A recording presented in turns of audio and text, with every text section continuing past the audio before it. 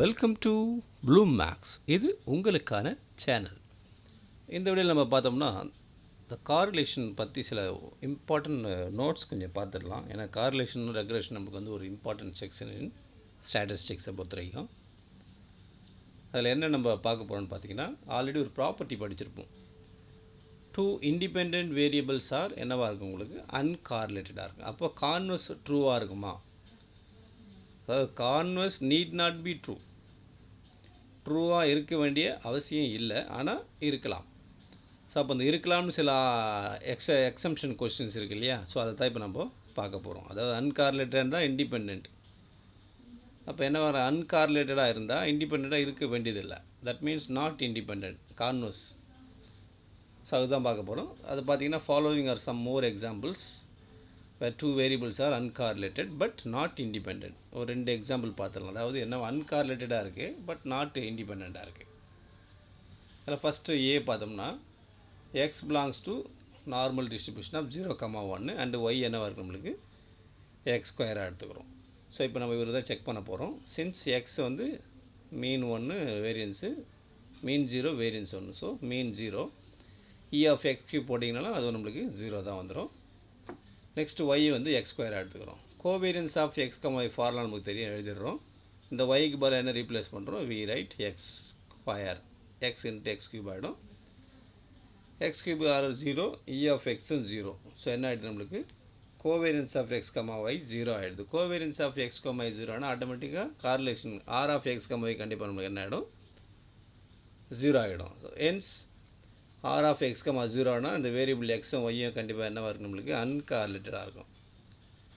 But நம்மளுக்கு இது என்னவாக இருக்குது, நாட் இண்டிபெண்ட்டாக இருக்குது. சரிங்களா?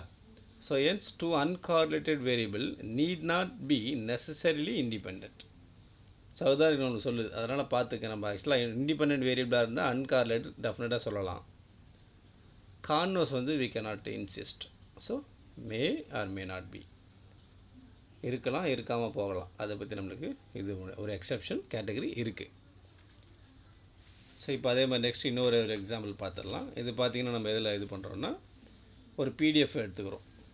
Let X be a random variable with PDF என்னென்னா F of X is equal to of -1லேருந்து +1க்குள்ளே எக்ஸ் இருக்குது. And Y similarly Y equal to X square. அங்கே ஃபைன் பண்ண மாதிரி இ ஆஃப் எக்ஸும் இ ஆஃப் எக்ஸ் ஸ்கொயர் என்ன ஆகிடுது, நம்மளுக்கு 0 ஆகிடுது. Same so that R of X என்ன ஆகிடுது, உங்களுக்கு 0. ஸோ அப்போது அன்கார்ரிலேட்டடாக இருக்குது பட்டு நாட் இண்டிபெண்ட். ஸோ இது ரெண்டு வந்து எக்ஸப்ஷனல் கேட்டகரிஸ். இந்த சம் பார்த்து வச்சிங்க, நம்மளுக்கு கேட்குறதுக்கான வாய்ப்பு இருக்கும். நெக்ஸ்ட் என்ன பண்ணலாம் பார்த்தீங்கன்னா, second, however the converse of the theorem holds in the following cases. So கான்வர்ஸே பார்த்தீங்கன்னா இதில் இந்த ரெண்டு கேஸில் இருக்குது. என்னென்னா எஃப் எக்ஸ் வந்து ஒய்யை வந்து ஜாயின்ட்லி நார்மலி டிஸ்ட்ரிபியூட்டட் எடுத்துக்கிறோம். Rho of X Y equal to 0. Then they are independent ஆட்டோமேட்டிக்காக. இஃப் ரோ 0னா தென் பாருங்கள் இண்டிபெண்ட் கேஸ் நம்மளுக்கு வருது. அதாவது ரெண்டுமே வந்து நார்மல் டிஸ்ட்ரிபியூஷனில் எடுத்துக்கிறோம் ஜாயிண்ட்டில். எஃப் ஆஃப் எக்ஸ் ஒய் எப்படி எழுதலாமா, this into this normal distribution தான். So this is F of X, that means எஃப்1 ஆஃப் எக்ஸ், திஸ் இஸ் எஃப்2 ஆஃப் ஒய். அப்போ F of X Y joint இந்த மாதிரி ஸ்ப்ளிட் ஆனது என்ன, நம்மளுக்கு இட் இஸ் எ இண்டிபெண்ட் மீனிங்கா. ஸோ அதனால் இதுக்கு பார்த்திங்கன்னா நம்மளுக்கு இந்த கேஸும் இருக்குது. அதாவது கான்வர்ஸும் நம்மளுக்கு ஹோல்ஸாக இருக்குது. சில கேஸில் கான்வர்ஸ் ஹோல்ஸ் ஆகலாம். அப்போ மே ஆர் மே நாட் பின்றது தான் நம்மளுக்கு இங்கே முக்கியமான ஒரு பாயிண்ட்டு. இப்போ நம்ம அதே மாதிரி பி கேஸில் பார்த்துடலாம். இன்னொரு சம் பார்த்தீங்கன்னா, if each of the two variable X and Y takes two values 0,1 with positive probabilities, then R of X 0. R of X 0 வந்து என்ன வரைக்கும் எக்ஸ் அண்ட் ஒய்யும் நம்மளுக்கு இண்டிபெண்ட். ரெண்டு வேல்யூஸ் ப்ராபபிலிட்டினா 0,1. இதை ப்ரூவ் பண்ணி பார்த்துடலாங்க. ஸோ இதில் ப்ரூஃப் பார்த்தோம்னா, let x take the values 1 and 0 with the positive probability and the p1 and q1 respectively, and let y takes அதே மாதிரி 1 and 0. இதுக்கு வந்து p1 p2 வைக்கிறோம், இதுக்கு வந்து q2 பேர் வச்சிடறோம். தென் ஆர் ஆஃப் எக்ஸ் ஒய் 0 எடுத்துக்கிறோம். அப்போ கோவேரியன்ஸ் 0 ஆகிடும். கோவேரியன்ஸ் 0 ஆச்சுன்னா ஆட்டோமேட்டிக்காக covariance formula this E of X Y minus E of X into E of Y. E of X Y எப்படி எழுதிக்கிறோம், இ ஆஃப் எக்ஸ் ஒய்யை வந்து E of X into E of ஒய்யை வந்து இந்த ஷேப்பில் எழுதிக்கிறோம். ஸோ இது பார்த்தீங்கன்னா இந்த மாதிரி எழுதிடலாமா அது? அதாவது probability of X equal to 1 intersection Y equal to 1 இது எழுதியாச்சு. இதில் என்ன பண்ணுறோன்னா இதுக்கு வேல்யூ ஆக்சுவலாக என்னது 1 வந்தால் ப்ராபபிலிட்டி P1, இதுக்கு வந்தால் P2. ஸோ நெக்ஸ்ட் என்ன பண்ணுறோன்னு பார்த்தீங்கன்னா அது ஸ்ப்ளிட் அப் பண்ணலாம். 0 இந்த பக்கம் கொண்டு போயிடுங்க. P of X equal to 1 intersection Y equal to 1 P1 into P2. So இது ரெண்டுமே இன்டர்செக்ஷன் என்ன ஆயிடுச்சு, மல்டிப்ளை ஆயிடுச்சு. So this X and Y are independent. அப்போ இதில் வந்து கான்வெர்ஸில் நம்மளுக்கு 2 ப்ராப்ளம் சால்வ் ஆகுது. அதனால் அதை சால்வ் பண்ணிவிட்டு பாருங்கள் அது வெதர் இட் இஸ் ட்ரூ ஆகுதா இல்லை ஃபால்ஸ் ஆகுதான்ட்டு. ஆனால் கான்வெர்ஸ் வந்து may or may not be. இண்டிபெண்ட்டாக இருந்தால் கண்டிப்பாக என்னவாக இருக்கும், uncorrelated, no doubt. But uncorrelated இருந்தால் it may be independent or not independent. சரி, இதில் இன்னொரு நம்ம என்ன பண்ணலாம்னா ஒரு ரெக்ரெஷனோட இம்பார்ட்டன்ட் ப்ராப்ளம். இது கூட பார்த்திங்கன்னா கடைசி நம்மளுக்கு பிஜிடிஆர்பியில் கேட்ட கொஸ்டின் தான் இது. Standard problem. In a partially destroyed laboratory record of an analysis of correlation data, the following results only are legible. Variance of x கொடுத்தாச்சு, that means sigma standard deviation sigma x equal to 3 எடுத்துக்கலாம். regression equation கொடுத்தாச்சு 8x minus 10y plus 66 equal to 0, 40x minus 18y minus 214. So what are நம்ம என்ன fine பண்ணோம், 3 option கொடுத்துருக்காங்க. the mean values of x and y and correlation coefficient between x and y, standard deviation of y. இவங்க standard deviation of x முன்னாடி கொடுத்தாங்க இல்லையா, similar மேனரில் standard deviation of y நம்ம ஃபைன் பண்ணணும். ஸோ 3 கொஸ்டின் நம்ம கண்டுபிடிச்சிடலாம். ஃபஸ்ட்டு பார்த்தீங்கன்னா மீன் வேல்யூ. இந்த ஈக்குவேஷன் என்ன பண்ணுறீங்கன்னா this is passing through X bar comma Y bar கொடுத்தோம்னா 2 ஈக்குவேஷன் வந்துடும். அதை சால்வ் பண்ணோம்னா mean value of X and Y கிடச்சிரும். ஸோ இந்த 2 ரெக்ரெஷன் ஈக்குவேஷன், இது ஒய் ஆன் எக்ஸ், இது எக்ஸ் ஆன் ஒய்.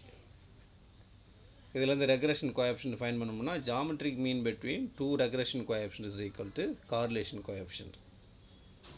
தென் அதுக்கப்புறம் ஸ்டாண்டர்ட் டிவிஷனை ஃபைன் பண்ணலாம். ஸோ 3 நம்மளுக்கு ரொம்ப இம்பார்ட்டன்ட் கொஸ்டின்ஸ் இது, ஸ்டாண்டர்டாக வரக்கூடியது தான். இப்போ நம்ம சால்வ் பண்ணிடலாம் அந்த ப்ராப்ளத்தை. ஃபஸ்ட்டு என்ன பண்ண போகிறோம், நம்ம எக்ஸ் பார் ஒய் பார் கண்டுபிடிக்கணும் இல்லையா. So since both the line of regression passes through the point X bar comma Y bar, so it takes like this. And solving these 2 equations we get x bar equal to 13 and y bar equal to 17. So mean value of x bar and y. Next second என்ன பண்ணுறோம்னா 2 regression equation எழுதிக்கிறோம் because we have to find correlation coefficient இல்லையா, r. So இந்த ஈக்குவேஷன்லேருந்து first ஈக்குவேஷனில் என்ன பண்ணுறீங்க, regression coefficient y on x கண்டுபிடிக்கிறோம். Second ஈக்குவேஷனில் என்ன பண்ணுறோம், regression coefficient of x on y. So regression coefficient of Y and X வந்து 4/5 வருது, இது 9/20 வருது. நீங்கள் என்ன பண்ணுறீங்கன்னா ஒரு சின்ன செக் பண்ணணும் நம்ம, அது நீங்கள் கண்டுபிடிச்சி பாருங்கள், கண்டுபிடிச்சி எனக்கு கமெண்ட்டில் சொல்லுங்கள். என்னென்னா இந்த ஃபஸ்ட்டு ஈக்குவேஷனை நம்ம என்ன பண்ணலான்னா நீங்கள் மாற்றி எடுங்க. திஸ் இஸ் எக்ஸ் ஆன் ஒய்னு எடுங்க, இதை ஒய் ஆன் எக்ஸ்னு எடுங்க. அது ரெண்டுத்துலேயும் ரெக்ரெஷன் கோஎஃபிஷியன்ட்டை ஃபைன் பண்ணி கார்லேஷன் கோஎஃபிஷியன்ட் கரெக்டாக வருதான்னு பாருங்கள். எப்படி செக் பண்ணுவீங்க correlation coefficient, R square value maximum less than or equal to 1 வரணும், கரெக்டுங்களா. R square less than or equal to 1 வந்துச்சுன்னா நம்மளுடைய அசம்ஷன் கரெக்டு. இந்த R square value greater than or equal to greater than 1 வந்துட்டாலே அது நம்மளுக்கு தவறாக இருக்கும். செக் பண்ணி பாருங்கள், கமெண்ட்டில் சொல்லுங்கள் எப்படி இருக்குன்னு சொல்லுங்கள், தயவுசெய்து பார்த்துட்டு செக் பண்ணுங்கள். ஏன்னா நம்ம கொஸ்டினில் எப்பவும் என்ன பண்ணோன்னா இதை தான் ஒய் ஆன் எக்ஸ்னு எடுக்கும், இதை எக்ஸ் ஆன் ஒய். அதை நீங்கள் ஃபைன் பண்ணுங்கள், இது ஏன் ஒய் ஆன் எக்ஸ்னு எடுக்கிறோம், இது ஏன் எக்ஸ் ஆன் ஒய் எடுக்கிறோம் உங்களுக்கு தெரியும். ஃபைன் பண்ணிட்டு கமெண்ட்ஸில் போடுங்க, நம்ம அது பண்ணிக்கலாம். சரி, இதில் BYX BXY கண்டுபிடிச்சாச்சு. Next we have to find R square. So R square என்னது, that is correlation coefficient is equal to geometric mean between the 2 regression coefficients. அது நம்மளுக்கு ப்ராப்பர்ட்டி BYX 4/5 BXY 9/20 கேன்சல் பண்ணால் 9/25. So R equal to plus or minus 3/5 வரும், solve பண்ணால் 0.6. இப்போ நம்ம +6 எடுக்கிறதா -6 எடுக்கிறதா தெரியும் நம்மளுக்கு, right. Since both regression coefficient are என்னவாக இருக்குது நம்மளுக்கு பாசிட்டிவாக இருக்குது, கரெக்டாக. அதனால் we take R is equal to 0.6. இது போத் ரெக்ரெஷன் கோஎஃபிஷியன்ட் நெகட்டிவ் வந்தால் நெகட்டிவ் போடலாம். இன்கேஸ் பாசிட்டிவ் நெகட்டிவ் வந்தால் என்ன பண்ணலாம், பாசிட்டிவ் நெகட்டிவ் வந்தால் we cannot find correlation coefficient. ஞாபகம் வச்சுங்க, அப்படி கொடுத்தால அது 2 ரெக்ரெஷன் லைன் நம்ம எடுத்து கார்லேஷன் கோஎஃபிஷியன்ட் ஃபைன் பண்ண முடியாது. Okay, and the third one standard deviation of Y find பண்ணணும் இல்லையா? அப்போ BYXல அப்ளை பண்ணுறோம். ஆருக்கு என்ன கண்டுபிடிச்சிருக்கேன்? 3/5. BYX 4/5. சிக்மா ஒய் அப்படி வச்சுக்கலாம். Sigma X that is variance 9 கொடுத்தாங்க. அப்போ ஸ்டாண்டர்ட் டிவியேஷன் 3. சால்வ் பண்ணால் standard deviation Y equal to 4ன்னு வரும். ஸோ இது வந்து ரொம்ப இம்பார்ட்டண்டான பாயிண்ட் நம்மளுக்கு கார்லேஷனில். மேக்ஸிமம் கார்லேஷன் அண்ட் ரெக்ரேஷனில் ஒரு பாயிண்ட்ஸ் கூட விடாதீங்க. அந்த புக்கு எந்த புக்கு நீங்கள் படித்தாலும் ஃபுல்லாகவே அந்த இது பண்ணிவிடுங்க. ஏன்னா ப்ராப்பர்ட்டிஸ் கண்டிப்பாக கவர் ஆகிடும் ரெண்டுத்துலேயும். Plus problem then notes that is remarks. ரொம்ப இம்பார்ட்டண்டான செக்ஷன். கார்லேஷன் ரெக்ரேஷன் இல்லாமல் எந்த ஒரு கொஸ்டின் பேப்பர் நம்மளுக்கு இருக்காது. அதனால் யூ ஷுட் ரீட் தரவ்லி. ரிப்பீட்டடாக சால்வ் பண்ணி பாருங்கள் கொஸ்டின்ஸ் எல்லாம். அப்போ தான் உங்களுக்கு மறக்காமல் இருக்கும். இந்த சம்மில் வந்து நீங்கள் இந்த ஃபஸ்ட் ஈக்குவேஷனை regression equation of X and Y எடுக்கலாமா, மாற்றி எடுத்தால் என்ன வருன்றது நீங்கள் சால்வ் பண்ணி பாருங்கள். சால்வ் பண்ணி பாருங்கள். முடியலன்னா நீங்கள் கமெண்ட்ஸில் போடுங்க. நம்ம அதை சால்வ் பண்ணிக்கலாம். அது ரொம்ப இம்பார்ட்டன்ட். ரொம்ப கேர்ஃபுல்லாக படிங்க. இந்த வீடியோ பிடிச்சா லைக் பண்ணுங்கள், ஷேர் பண்ணுங்கள், சப்ஸ்கிரைப் பண்ணுங்கள். மறக்காமல் பெல் ஐக்கானை ப்ரெஸ் பண்ணுங்கள். அப்போ தான் நம்ம போடக்கூடிய வீடியோ உங்களுக்கு தொடர்ச்சியாக வந்து கொண்டே இருக்கும். எஸ்பெஷலி இந்த வீடியோ பிடிச்சா தம்ஸ் அப் லைக் ப்ரெஸ் பண்ணுங்கள். மீண்டும் ஒரு புதிய வீடியோவில் சந்திக்கலாம்.